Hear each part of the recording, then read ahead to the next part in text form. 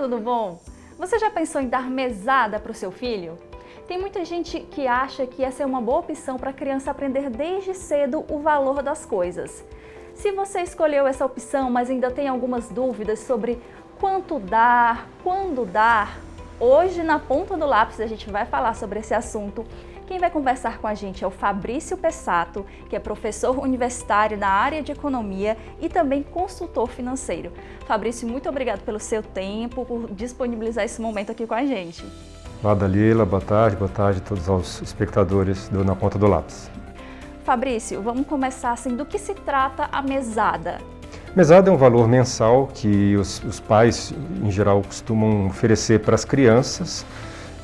Pode ser um valor fixo, pode ser um valor variável, mas fica como se fosse um compromisso de que os pais, com certa frequência, dão aquele valor, um valor que a criança ou adolescente vai reconhecer como sendo dele. Tá? Então, a premissa é que você tem um pagamento fixo mensal dado para a criança ou para o adolescente. Você acha que a partir de quantos anos é uma idade interessante para começar essa questão de dar dinheiro ali na mão da criança? A partir dos 6 anos, a criança já começa a ter mais noção sobre matemática, sobre valores de maneira geral, e já é um momento interessante para a criança começar a entender o valor do dinheiro, para começar a dar a devida importância e o devido valor àquilo que o dinheiro representa, para ela entender que as coisas, os bens de consumo de maneira geral, eles não caem do céu, a gente precisa adquirir por meio de uma relação de compra, e aí as crianças elas vão começando a ter essa noção do que é a compra, do que são os valores e tal, a partir dos 6 anos. Logicamente que o valor que vai se dar para uma criança de 6 anos é diferente do que os pais eventualmente vão dar para uma criança que já está um pouco mais crescida. Você tocou nessa parte aí do valor, a gente já pode até entrar nesse assunto. Qual seria o valor que seria ideal ou justo, por assim dizer? Vamos pensar na faixa mais jovem, antes dos 10 anos, e um pouquinho já maior, lá para os 14, 15. Então, a gente tem que partir da premissa seguinte, que a gente não tem uma regra geral, universal, como se fosse uma receita única. Inclusive, a partir dessa idade, a criança já pode começar a compreender que no mundo existem as diferenças sociais. Então, logicamente, uma família que tenha lá uma renda mensal de 15 a 20 salários mínimos, ela pode dar um valor um pouco maior para os filhos. Já quem tem uma renda mais baixa, eventualmente tem que fazer o filho compreender que a situação é mais complicada e que, eventualmente, você vai ter um valor mais baixo. Então, não tem um valor certo, um valor específico para se dar. Contudo, se você tem as crianças dentro de uma mesma família, é importante que haja o mínimo de regra para que você tenha valores equitativos, porque você não tenha uma diferença tão grande de um filho para o outro filho. E é importante também os pais fazerem os filhos entenderem que o amiguinho da escola possivelmente pode ter um valor de mesada maior do que o dele e não necessariamente isso vai mostrar que o amiguinho da escola é superior a ele. Então a gente não pode sintetizar as nossas relações sociais, de amizade, simplesmente com base no valor do dinheiro. Então, juntamente com essa questão do valor, é importante que a criança vá compreendendo que outras coisas muito mais importantes existem do que o mero valor monetário. Porque criança tem muito isso de comparar, né? Então ele vai ver o coleguinha ganhando um valor e diz, por que eu não ganho também desse jeito? Ou porque eu não ganho, que também não é todo mundo, todo pai que tem condição de dar mesada para os filhos. Isso, tem a questão dos pais que não vão poder, tem uma questão social complicadíssima no Brasil, a gente sabe, a gente está vivendo um período bastante dramático da história, voltamos a ter crianças trabalhando para poder trazer dinheiro para casa, para poder ajudar os pais. Então tudo isso tem que estar contrabalançado quando os pais vão eventualmente dar uma mesada para as crianças.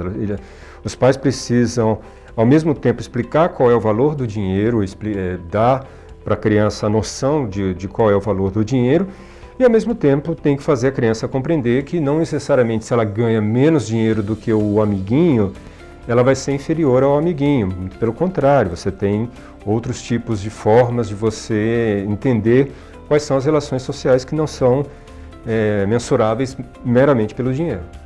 E infelizmente no Brasil, não sei se fora daqui também, né, mas educação financeira não é assim o forte de quando a gente está na escola ou até mesmo dentro de casa. Você acha que a mesada pode ser aí um meio de já começar esse processo da criança entender esse funcionamento, de entender os valores, entender essa questão de quanto vale? Você acha que é uma ferramenta boa, interessante? É uma ferramenta bem interessante. Você bem tocou no ponto que o brasileiro médio tem uma educação financeira muito deficitária, em parte também por conta das décadas de alta inflação que nós tivemos no Brasil, que simplesmente as pessoas não conseguiam fazer um orçamento. Porque quem viveu os anos 80 deve se lembrar que você chegava recebia o valor do seu salário no 5º dia útil do mês, quando já era o 10º dia do mês, aquele valor que a pessoa tinha recebido já não valia mais nada, porque havia uma inflação altíssima que corroía o poder de compra. Então, naquele momento, o que as pessoas, principalmente de renda mais baixa, faziam era comprar o máximo que podiam logo quando recebiam um salário e tentar estocar, né, os alimentos, as coisas, para poder enfrentar o mês. Quando a gente teve a queda desse período de alta inflação, a partir dos anos 1990, né, principalmente a segunda metade dos anos 90, 1994 para 95, que foi o Plano Real, o dinheiro voltou a ter um poder de compra considerável. Só que aí a gente tinha ficado quase 20 anos nesse intervalo sem ter o contato com as relações financeiras pessoais, com as finanças pessoais. Então a gente desenvolveu historicamente na nossa sociedade uma espécie de ansiedade para comprar as coisas. Então, naturalmente, né, o sistema já oferece todo um conjunto de propaganda massiva para você comprar as coisas de uma forma impulsiva. Eles usam de uma ansiedade natural das pessoas para fazer as pessoas comprar as coisas de uma forma impulsiva. Ao dar a mesada para a criança, já é uma forma, eventualmente, dos pais falarem, olha, eu estou te dando essa mesada, você vai comprar alguma coisa, mas pense bem no que você vai comprar, se você efetivamente tem o interesse de ter aquela coisa, e pense se você vai ficar quanto tempo ao longo do mês sem dinheiro. Então é importante que os pais vão direcionando, né? Já que naquele momento lógico, o pai não vai deixar de dar alimento para a criança, dar roupa para a criança, é lógico. Então a mesada nesse sentido, ela tem um papel muito mais de diversão, da criança comprar um brinquedo, comprar uma coisa que a entretenha. Então, nesse momento, os pais precisam ir formando na criança essa noção do valor da educação financeira e, eventualmente, se ela quiser, por exemplo, comprar um brinquedo mais caro, que ela faça a economia dos seus recursos, né, começa a poupar os seus recursos para poder chegar no valor que ela quer daquele brinquedo mais caro e não simplesmente dar o brinquedo mais caro que a criança assim quer. Então, isso ajuda também no papel da educação financeira da criança desde cedo. Os filhos aprendendo com os pais e os pais com os filhos também, né? Porque ele vai ensinando para a criança como lidar com essa questão, a criança vai aprendendo. Nós também não sabíamos muito, essa geração mais 30, mais 40, a gente teve esse probleminha aí. Mas sobre atividades extras, você acha que é salutar, por exemplo, lavar o carro do papai, vai ganhar um dinheiro a mais, limpar o quintal, um dinheiro a mais. Acha que é saudável essa dinâmica ou pode acabar interferindo nos ensinamentos? Aí vai muito dos valores da família, né? A gente não tem uma regra única e inexorável de uma forma como os pais devem tratar.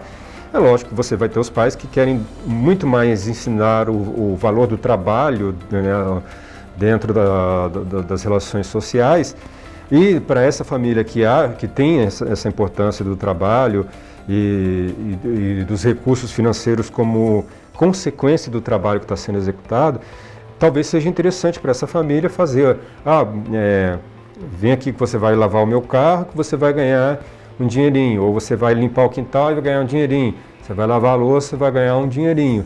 Então essa é uma interpretação de um tipo específico de família. Outro tipo de família pode ter uma interpretação diferente, uma interpretação mais colaborativa, falando, não, você precisa participar das tarefas de casa, ajudar a gente, independentemente de você ganhar ou não ganhar dinheiro. Então isso vai muito mais da forma como a família entende que deve ser o mundo. Então a gente não pode colocar a nossa própria visão, né, da nossa própria moral imposta às outras famílias. A própria família tem que, em primeiro lugar, se identificar o que ela precisa, né, quais são os valores que ela quer transmitir. E a partir disso, se ela entender que remunerar a criança por lavar o carro, por ajudar no jardim, ótimo que ela tenha bastante clareza sobre quais são os valores efetivamente que ela está passando para a criança. É justamente nessa questão dos valores não físicos, mas de dignidade, de o que ensinar para a criança que a gente deve se basear, no caso, né? Não pensar só na quantidade, mas o que é passar para a criança e você também avaliar, você enquanto mãe ou pai, tutor, entender da sua própria realidade, né? Claro, porque você corre o risco de, se você, tudo que a criança vai fazer, vai receber em termos de dinheiro, e aí você acaba correndo o risco de fazer com que a criança entenda que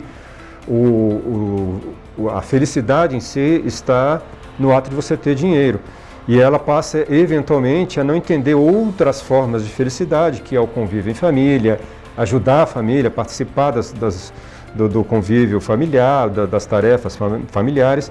E aí, eventualmente, você cria uma espécie de mecanismo de compensação automático. Você lava isso, você ganha dinheiro. Você ajuda ali, você ganha dinheiro.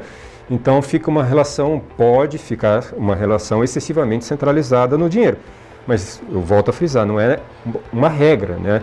A família, ela tem total liberdade de explicar isso, uma vez que ela percebeu que essa é a forma que ela entende como correta, aí sim ela vai adotar isso como uma estratégia de educação financeira. Fabrício, muito obrigada pelas informações, pelo seu tempo.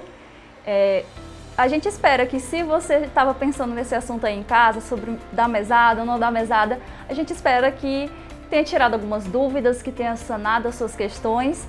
E o Na Ponta do Lápis encerra hoje, mas a gente está sempre com a programação aí na TV Câmara Campinas, com outros programas e muita coisa para vocês verem. Então, fica com a gente.